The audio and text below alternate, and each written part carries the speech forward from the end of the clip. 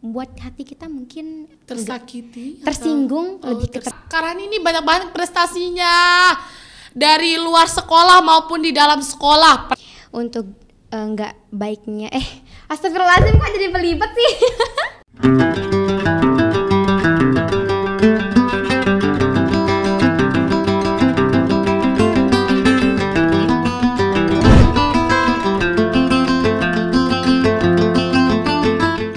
Assalamualaikum warahmatullahi wabarakatuh. Halo teman-teman semuanya, kembali lagi bersama saya Fatimah Zahra pada program podcast Madrasah MA Mu'alimat NWDI Pancor.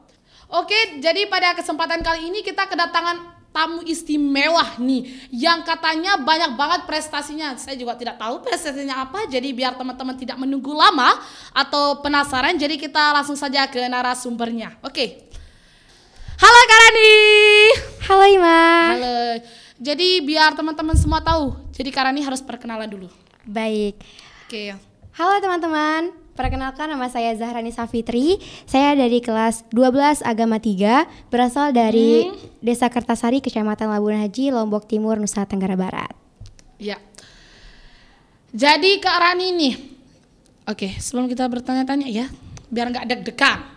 Gimana nih kabarnya hari ini? Alhamdulillah baik dong Ima. Oh, baik. Bagaimana dengan Ima nih?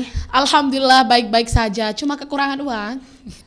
Dengar-dengar nih ya, katanya Kak Rani sudah menjabat sebagai ketua OSIS.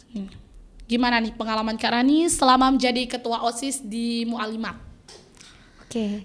Suka dukanya nih? Ada suka dukanya? Ada dong. Tidak seperti air sungai yang mengalir terus deras ya. Pasti ada suka dan dukanya. Jadi sebutin dong, suka dan dukanya itu apa? Baik, mulai dari mana nih Ma? Suka atau dukanya? Oh, kebetulan saya sangat menduka, jadi ya duka sajalah. Oke. Baik dari duka. Sebenarnya sebenarnya bukan duka. Cuman mungkin dalam proses itu ada namanya dinamika proses, di mana itu ya, ada dong. Iya, di mana itu jalannya itu belum halus, belum lurus gitu ya. Ya selama pengalaman saya untuk dukanya itu untuk jalan yang belum prosesnya lah gitu Ima ya. Untuk nggak baiknya astagfirullahaladzim, kok jadi belibet sih. Lanjut. Oke, lanjut. Oke, untuk dukanya mungkin dari pengalaman sebagai ketua OSIS. Ya. Yang pertama di sini kita tentunya saya lebihnya itu menjadi ketua OSIS di sebuah madrasah gitu ya. Ya. Tentunya di sini tuh saya bukan memimpin orang dewasa, tetapi di sini saya memimpin masa sebaya teman-teman sebaya saya dari umuran sekitar 16 sampai 18 tahun gitu Ima. Nah, untuk dukanya mungkin nih ketika kita bertugas di pagi hari, itu kan kita biasanya OSIS pagi-pagi udah ngontrol nih Ima. Iya, bener banget. Ada banyak kerjaan kayak tugas gitu ya. Nah, di mana untuk dukanya itu ketika kita ingin mentertibkan sebuah peraturan untuk santriwati, di situ kita pasti banyak sifat yang akan kita temui gitu. Iya. Terkadang dari teman-teman juga ketika kita meminta teman-teman untuk mungkin yang melanggar peraturan gitu ya, itu ada kesalahan, kita menegur dengan cara yang baik gitu. Tetapi santriwati mungkin lupa mungkin ya dengan peraturan yang ada di madrasah, sehingga mereka harus adanya pelanggaran gitu Ima ya. Namun sisi dukanya itu ketika kita dikasih feedback atau respon yang membuat hati kita mungkin tersakiti, tersinggung, lebih ke tersinggung gitu ya, dan merasakan tidak nyaman gitu. Ketika kita punya niat yang baik untuk meluruskan atau mengingatkan mereka terkait tentang peraturan madrasah di sekolah kita tercinta, di situ ada banyak respon dari teman-teman semua, di mana kita menegur dengan cara yang halus gitu, namun tetap ada respon yang bisa dibilang tidak mengenakan hati gitu. Nah, lalu yang untuk dukanya lagi ketika kita menghadapi, kan kita di organisasi itu berbeda-beda otak gitu ya, beda-beda kepala. Nah, di sana tentu satu pendapat itu nggak bisa langsung kita kerjakan gitu, pasti ada banyak pendapat dalam sebuah organisasi tersebut. Nah, di sana nanti tentu saya sebagai ketuanya akan sebagai penengah gitu. Kalau ada namanya sebuah perdebatan atau perbedaan pendapat gitu. Terkadang nanti perbedaan pendapat itu muncul dari komentar atau masukan dari santriwati gitu ya. Terkadang santriwati juga teman-teman anak-anak hebat semua itu terkadang kalau berkomentar itu mungkin tidak memikirkan gimana perasaan kami sebagai OSIS gitu. Nah, di situ tempat tidak enaknya ketika santriwati tidak bisa melihat proses atau apa sih yang kita lakukan gitu ya. Apa kita lakukan di OSIS itu seperti apa gitu. Tidak seenaknya dikit-dikit dispensasi gitu, sedikit-dikit izin di kelas, dan pasti bakal lebih tahu informasi tentang madrasah itu di pikiran mereka. Namun mereka nggak tahu gimana sih kita dalam sebuah organisasi OSIS gitu. Nah, itu untuk dukanya terkait tentang cara kita mentertibkan santriwati, terus cara kita juga menghadapi sebuah masukan, saran maupun pendapat yang ada dari santriwati maupun dari lingkungan sekitar. Oke, jadi dukanya cuma santriwati aja atau ada duka yang lebih mendalam lagi nih Kak Rani? Oh iya, tentu ya Ima ya, tentu karena saja. Di sebuah proses itu nggak ada yang mudah gitu ya. Iya, tidak ada yang mudah sekali. Benar. Semuanya butuh proses. Ya, jadinya di sini mungkin ada dari beberapa pihak, mungkin dari proses saya pribadi gitu ya. Iya. Namanya kita usia 17 tahun itu masa-masa yang proses yang untuk remaja gitu ya. Iya. Ya tentu banyak proses, namun ketika saya menghadapi proses atau dinamika dari kehidupan saya pribadi, kayak tabrakan gitu dengan proses yang saya hadapi di lingkungan sekolah gitu. Itu aja sih lebihnya terkadang dari orang-orang yang tidak bisa mengerti akan kita gitu.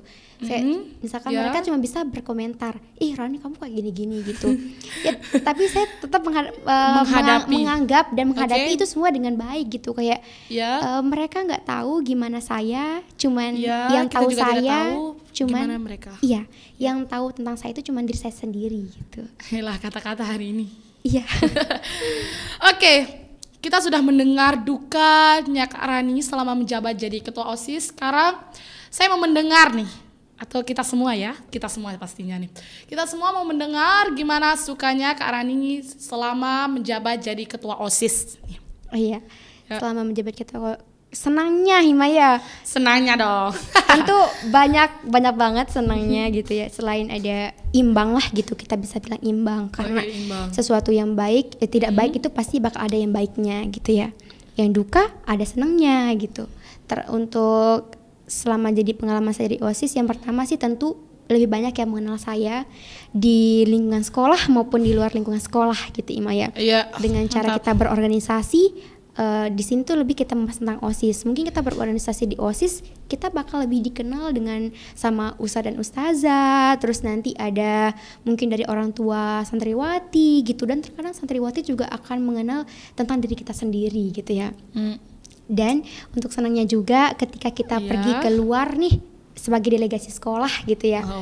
Alhamdulillahnya saya sering sebagai delegasi dari sekolah untuk kegiatan seperti webinar gitu, seperti menghadiri acara-acara kegiatan dari sekolah yang lain maupun dari university yang ada di lingkungan sekolah kita gitu ya.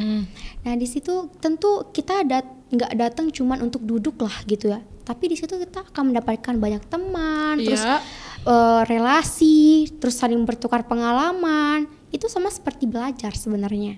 Itu senangnya saya di sebuah organisasi ketika kita nggak cuman fokus ke teman yang satu, tapi kita bisa membuat sebuah pertemanan benar sekali yang lebih luas lagi gitu.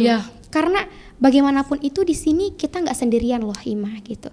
Mungkin saya orangnya itu seperti ini, namun nanti ketika saya bertemu dengan orang yang berbeda lagi dengan saya gitu ya, saya akan berusaha untuk merubah sifat saya. Mungkin orang itu orangnya introvert nih, saya akan mencari jati diri saya, bagaimana sih cara saya untuk menghadapi teman saya yang introvert. Ketika ketemu saya, dia akan menjadi orang yang extrovert gitu. Itu senangnya. Dan ketika kita di sebuah organisasi, itu kita bakal dapat banyak pengalaman, terutama di OSIS gitu ya. Selain kita mendapatkan pengalaman seperti ilmu, terus kita bisa menjadi orang yang kuat dan hebat. Kita juga akan menjadi orang yang pemberani ketika kita disuruh atau diminta pendapat gitu ya, pendapat dari sekolah maupun santriwati. Itu pasti kita sebagai garda terdepan yang namanya OSIS ya, organisasi gitu ya. Jadinya itu tempat letak senang kita ketika dari sebuah permasalahan misalkan gitu ya, di situ kita bisa menjadikannya sebuah pembelajaran. Dan saya sangat suka ketika saya mendapatkan pengalaman atau pembelajaran dari luar kelas seperti organisasi, terutama di OSIS sih.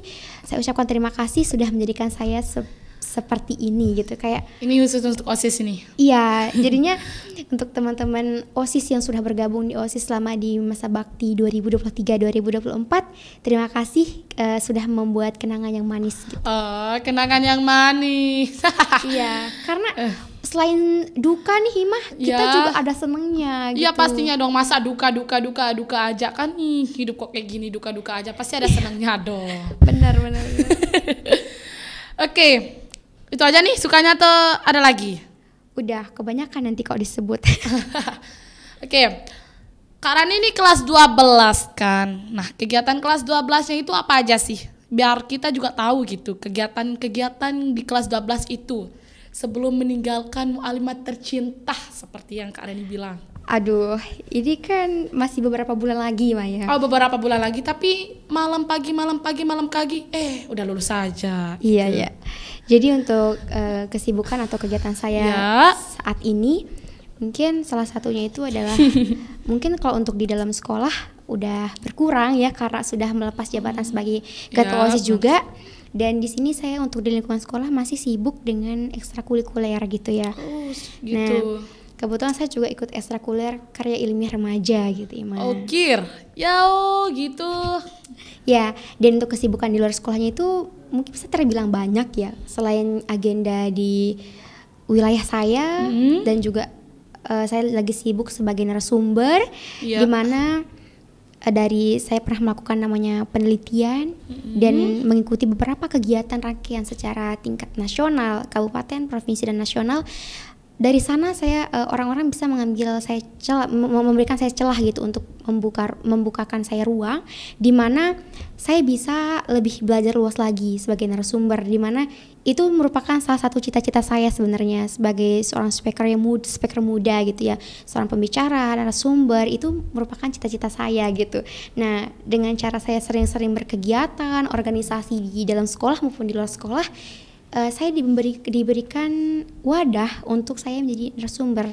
Dan kebetulan baru minggu kemarin itu Imah di awal Oktober tanggal 4 itu saya sebagai perwakilan atau delegasi dari wilayah tengah Indonesia. Wow, mantap. Untuk menyuarakan suara-suara anak gitu ya.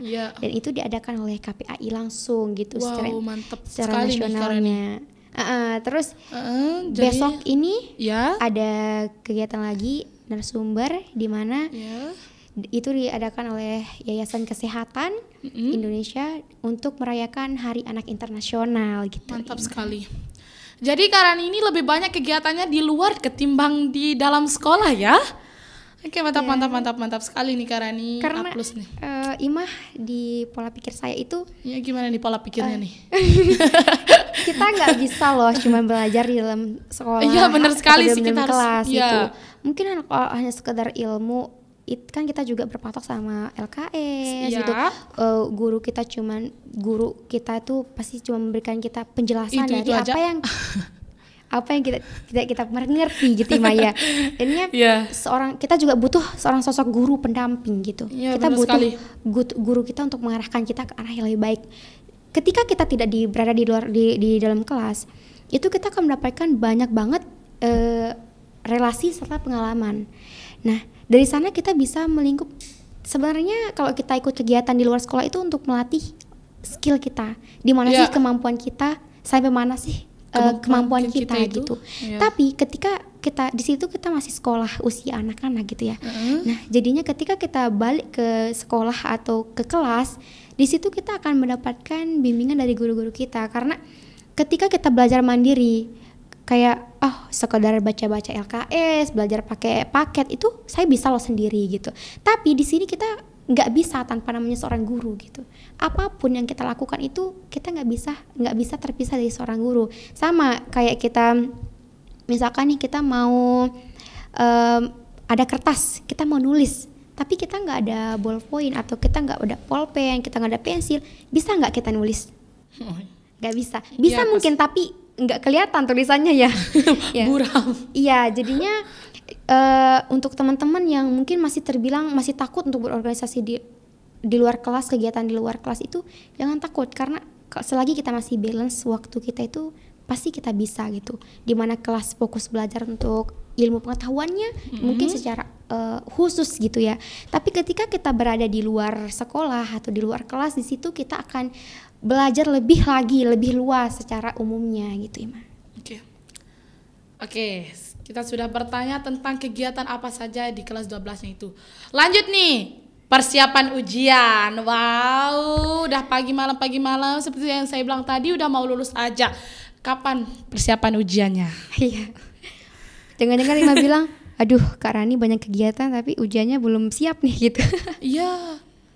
Padahal kegiatannya banyak banget tapi persiapan ujiannya belum. Iya. Belum atau udah nih persiapan ujiannya? Udah dong. Oh udah. Oke. Banyak kegiatan tapi tetap mempersiapkan ujiannya kelulusan. Ya, jadi untuk persiapan ujian mungkin dalam kalau kita lihat secara persen gitu ya, mungkin rata-rata dari teman-teman saya yang kelas 12 juga mungkin bisa dibilang nggak langsung ke 100% gitu, dari 1 ke 100%. Pastilah kita bakal melewati yang namanya dinamika juga, dinamika namanya persen-persen dari 1 lalu ke 50%, 25%, 50%, 75%, sampai 100% gitu. Kita nggak bisa langsung memprediksi kalau saya udah membaca nih, otomatis perkembangan otak saya itu udah sampai 100%, otomatis saya sudah siap dong untuk menghadapi ujian gitu ya.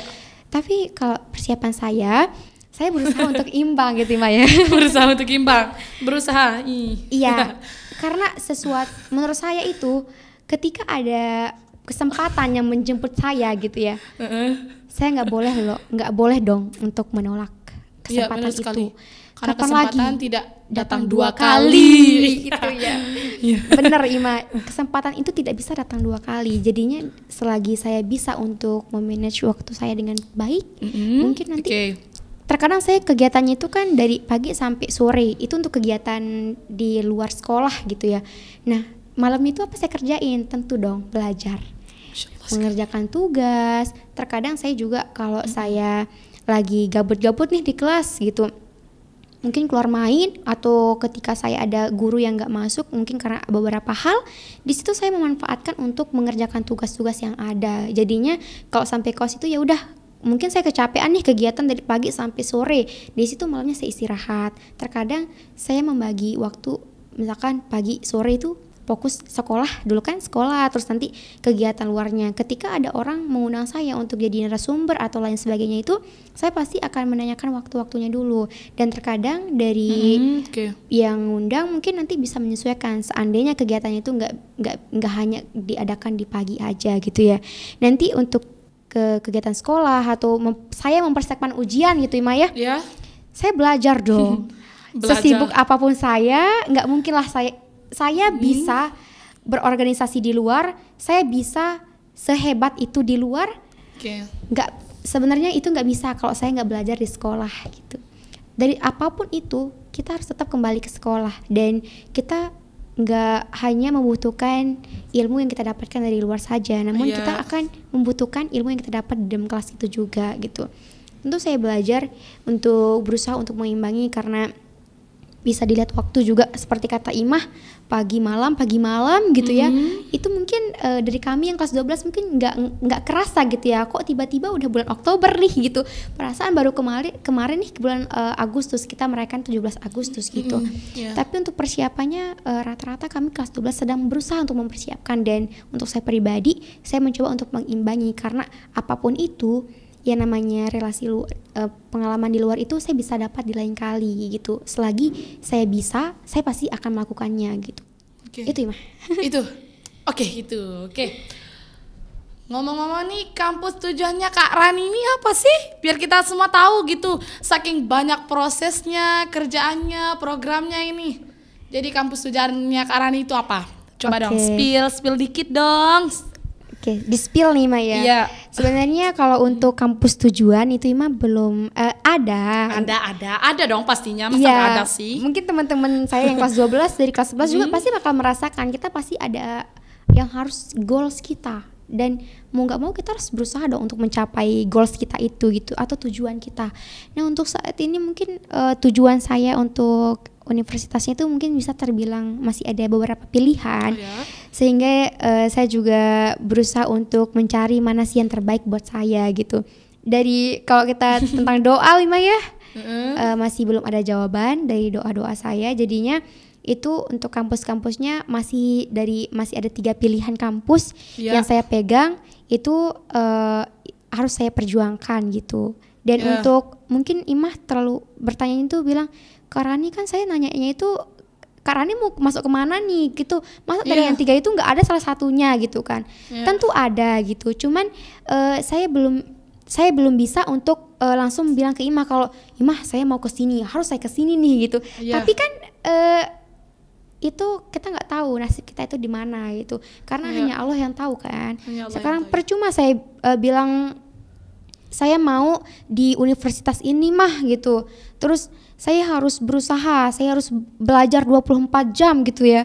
Tapi sebenarnya itu semua bakal jadi percuma kalau dari secara apa ya, takdir atau dari Allah yang sudah menentukan itu beda, itu nggak bakal bisa gitu di pandangan saya. Karena ya kan kita di sini itu sudah ada yang atur tentang kehidupan kita, apapun yang kita hadapi sekarang itu. Misalkan nih banyak, aduh kok saya tuh gini-gini terus ya gitu, kok dikit-dikit saya ada banyak proses saya itu nggak halus kayak orang-orang, hebat ya orang itu gitu, kok saya nggak bisa kayak orang itu gitu. Bener banget, kita juga nggak bisa seperti orang ya. Terkadang kita berpikir aku pengen seperti dia gitu, padahal kita nggak bisa seperti orang itu, tapi kita bisa memotivasi untuk semirip mungkin dengan orang itu gitu.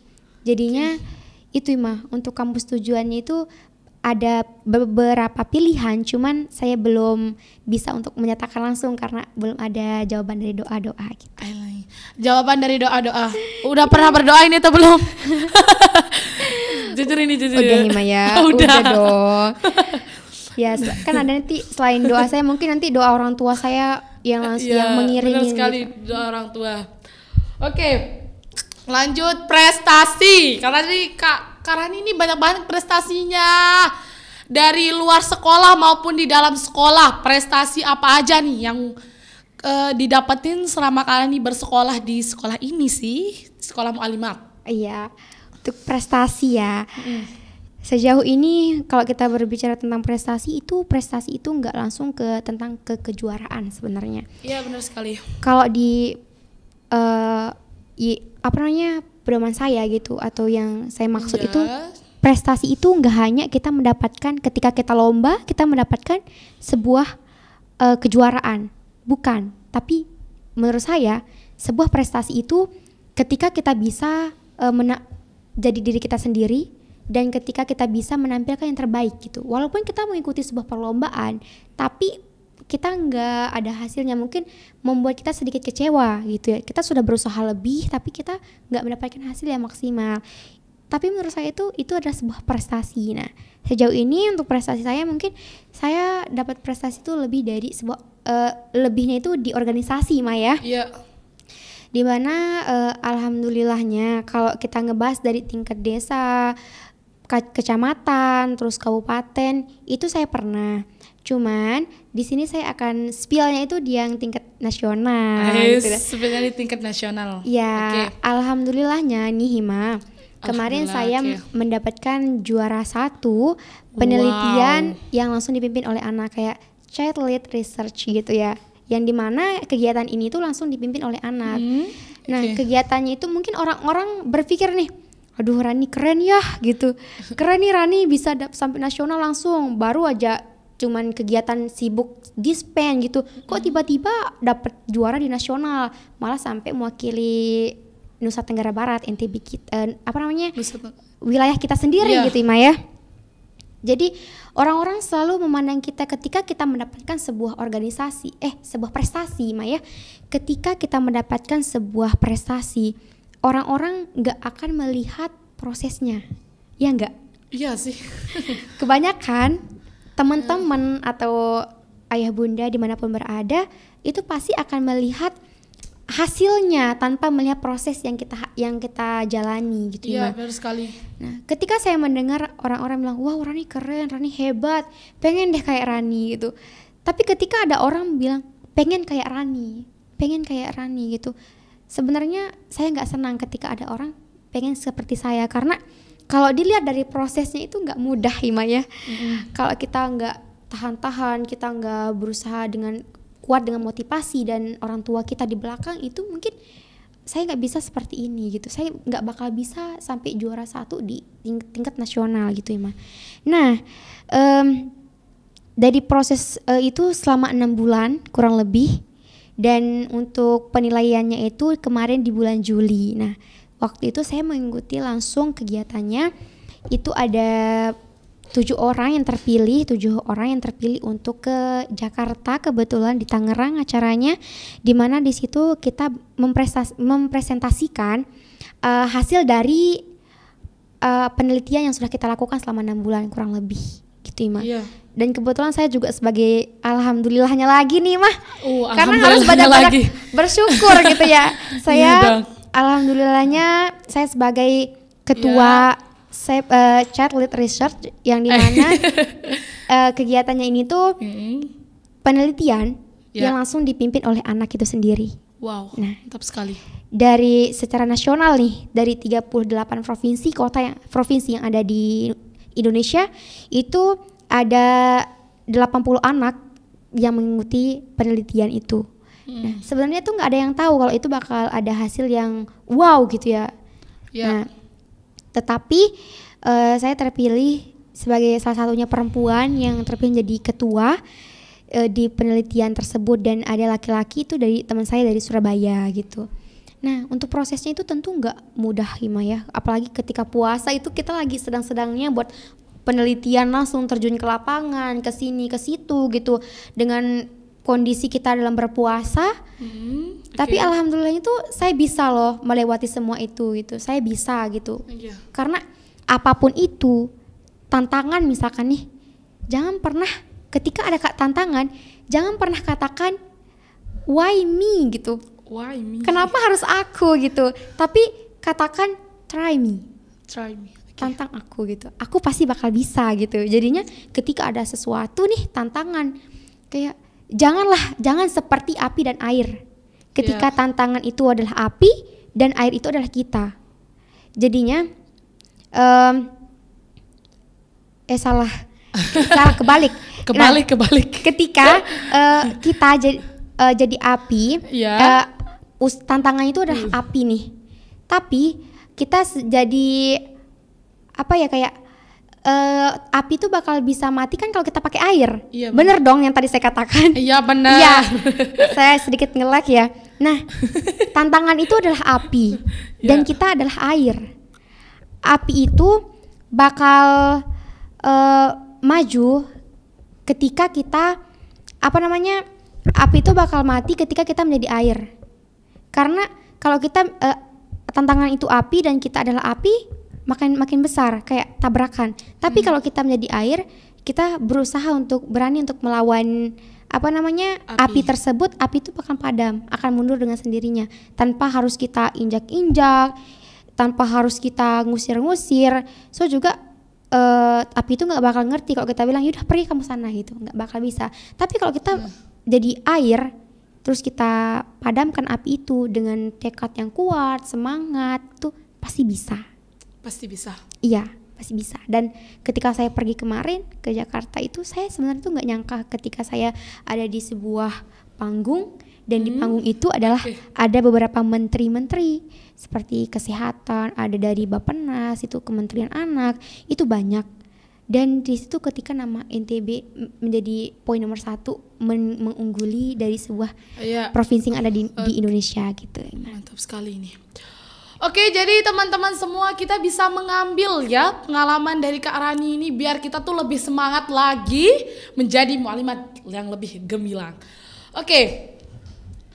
Jadi yang saya dapatkan dari Kak Rani ini sangat banyak sekali pengalamannya, dari kegiatannya, dari organisasinya. Banyak sekali yang saya dapatkan ya. Nah, jadi biar teman-teman juga termotivasi. Aduh, salah Lanjut. Oke. Jadi banyak sekali yang saya dapatkan dari Kak Rani ini ya, teman-teman semuanya, dari segi duka banyak sekali. Pokoknya Intinya kita tetap semangat, tidak ada yang instan dan tidak ada yang seperti air sungai yang terus mengalir, pasti ada jalan yang rusak gitu. Iya, rusak. Oke. Seperti itu. Jadi apa nih pesan Kak Rani untuk kita semua?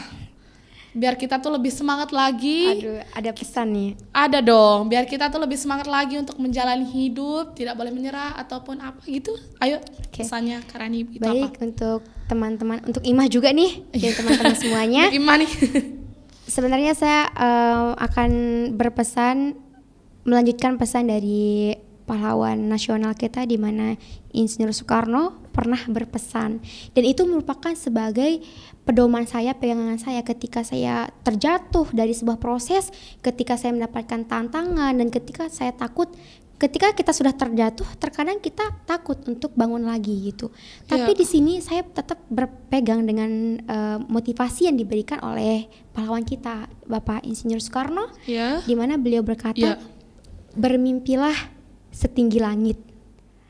Jikalau engkau jatuh, maka engkau akan jatuh di antara bintang-bintang. Masya Allah kan? Masya Allah banget. Itu termotivasi banget, karena ketika kita nggak takut untuk bermimpi, terkadang kita sempat kecewa dengan kegagalan. Tapi di sini pesan saya, jangan pernah ngerasa kalau kegagalan itu adalah akhir dari sebuah proses atau akhir dari sebuah perjuangan. Namun sebuah kegagalan itu sebagai pembelajaran bagi kita sendiri gitu. Dimana kita harus melawan, jangan sampai kita ngerasa disepelekan oleh kegagalan tersebut. Aduh, orang ini tuh lemah, besok kalau dia coba lagi saya bakal lemahin lagi gitu. Jangan kasih celah untuk kegagalan itu masuk untuk menghalangi proses atau kesuksesan kita ke depannya gitu. Jadinya teman-teman yang masih takut untuk berorganisasi, kayak takut nilainya mungkin bakal turun gitu, atau enggak takut sekolah yang terbengkalai, selagi kita bisa untuk memanage waktu kita dengan baik dan benar, enggak apa-apa, it's okay. Kita harus tetap bermimpi, bermimpilah setinggi-tingginya, karena kita di masa anak-anak, di masa remaja itu nggak bisa terulang. Ketika kita berusia 30 atau 40 tahun ke atas, kita nggak bisa seperti saat ini. Kita nggak bisa mengulang di mana masa-masa, apalagi SMA itu adalah masa-masa terakhir kita untuk berproses, di mana semua itu akan kita masak itu ketika kita SMA. Jadinya pada saat kita kuliah, kita tidak mengulang lagi untuk belajar kembali gitu. Tinggal kita meletakkan mana sih skill saya yang sebenarnya gitu. Jadinya dari kita masa SMA, kita sudah bisa mengenali mana bakat dan minat kita, skill kita itu di mana sih gitu, kemampuan saya itu sampai di mana gitu. Jangan sampai nanti kita terlalu memaksa diri kita sendiri untuk berjuang gitu, Ima ya. Jadinya dari pesan tersebut, motivasi tersebut, kita bisa kayak, kalau nanti aku bermimpi setinggi-tingginya, seandainya aku gagal atau aku bakal terjatuh, itu aku nggak bakal jatuh ke tanah, aku nggak bakal jatuh langsung sakit gitu. Tapi kita akan jatuh di antara sebuah bintang-bintang, di mana yang seperti yang kita ketahui, bintang itu adalah sebuah yang bersinar gitu ya. Matahari bersinar, bulan bersinar, tapi kenapa kita harus jatuh di antara bintang-bintang? Karena bintang-bintang itu banyak. Kita nggak langsung terjatuh di depan manusia yang banyak, dimana kalau kita terjatuh di manusia yang banyak depan sesama kita gitu, pasti kita bakal rasa gagal dan kita nggak mau lagi untuk berjuang, untuk melangkah ke depannya. Tetapi kalau kita sudah bermimpi dengan usaha kita yang maksimal, itu kita pasti bakal bisa untuk mencapai sebuah kesuksesan atau cita-cita yang kita inginkan. Dan jikalau kita bakal jatuh nantinya, teman-teman nggak bakal jatuh ke sini, tapi akan jatuh ke sini. Ada banyak bintang, ribuan bintang yang akan langsung kamu bersama saya gitu. Bintang itu akan menyapa kita, wah kamu jatuh di antara bintang-bintang, yuk kita sama-sama lagi menggapai bulan gitu, Ima. Kita sama-sama lagi menggapai langit gitu, langit yang paling tinggi gitu, Ima. Jadinya singkat saja, jangan takut untuk bermimpi, jangan pernah mau kalah dengan omongan orang. Jika orang itu menjatuhkan kita, dan jika ada orang tidak suka dengan kesuksesan kita, di situ kita harus membuktikan. Ingat, jangan pernah katakan why me, tapi katakan try me, coba aku gitu. Dan apapun kata orang, buktikan dan jadikan kata-kata orang yang membuat kita down mungkin itu sebagai motivasi dan penguat kita atau sebagai kendaraan kita menuju kesuksesan gitu, Ima. Oke. Terima kasih. Oke, banyak sekali yang saya dapatkan dari Kak Rani ini ya. Jangan pernah katakan why me, tapi katakanlah try me. Oke, mantap sekali kata-kata pada kali ini ya. Demikian obrolan kita pada kali ini. Apa yang disampaikan oleh Kak Rani tadi semoga bermanfaat bagi kita semua dan termotivasi oleh Kak Rani tadi. Jangan lupa like, comment, and subscribe. Sekian, terima kasih. Wallahul muwaffiq wal hadi ila sabirur rasyad. Assalamualaikum warahmatullahi wabarakatuh. Salam kualitas.